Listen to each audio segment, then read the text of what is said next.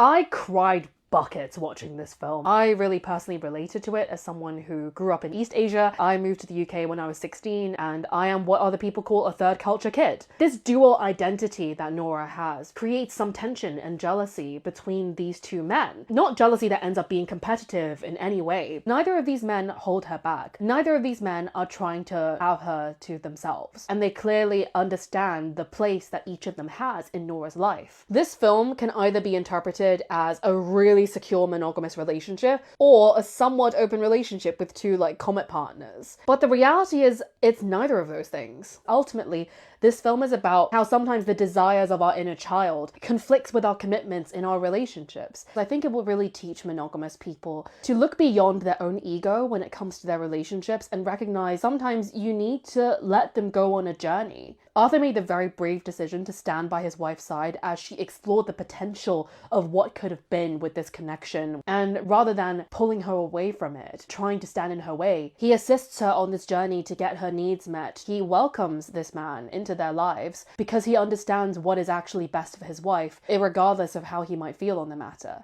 And I think that's love. Why would you ever stand in the way of your partner getting closure and happiness if it meant that at the end of it, they would feel more confident in their commitment to you? Love isn't about the promise to never leave, but the promise to always return.